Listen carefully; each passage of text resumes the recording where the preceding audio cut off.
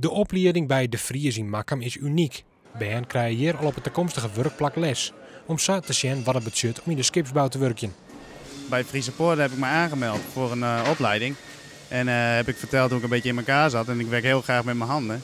En in de schoolbanken zitten, nou dat was niet echt iets voor mij. Dus ze hebben mij hier naartoe gestuurd en hebben me aangemeld. En ze zagen het wel zitten om met mij te werken. Die schoolbanken hoeven ze eens maar kwalijk in.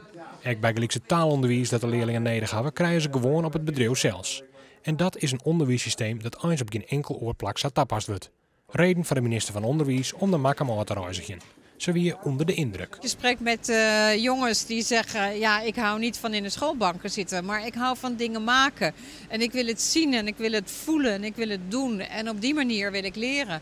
Dus ik vind het ook heel bijzonder dat hier ook de vakken die ze toch moeten leren, rekenen, Nederlands, Engels, dat die hier gegeven worden. De minister kreeg een roenleiding door de leerlingen zelfs. Ik dat moet ze je leren. Ja, nou, best wel spannend wel. Omdat je natuurlijk wel een beetje moet vertellen hoe en wat. Dus ja, ik vond het best wel leuk. Echt een leuke ervaring. En dat doe je hier wel, want je komt hier allemaal mensen tegen waar je dan een beetje moet babbelen. Dus dat leer je ook een beetje weer. Dus dat is ook wel fijn. Maar hoe goed het ook werkt, de opleiding stiert faai. Het is voor het bedrijf eens net meer op te brengen. Ze moeten het ontnota zonder subsidie doen en dat gaat niet langer. Nou, het zal niet gelijk morgen gebeuren, maar we zullen zeker op de lange termijn, dat heb ik ook aangegeven. Het gaat om de continuïteit van onze school.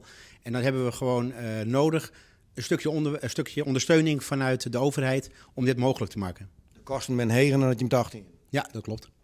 Ze hebben goede hoop dat de minister na de bezitten van Joert maar yield toe de bregen komt. De minister had er Joert neer toe zijn, maar ze is wel enthousiast hoe het er bij De Vries ontdekt. Of het nou een scheepswerf, of een verzorgende of verpleegkundige, of een uitgeverij of een drukker is, kan eigenlijk overal. En ik vind dat men in Friesland daar ook heel veel goede voorbeelden van geeft, waar we in de rest van Nederland nog veel van kunnen leren.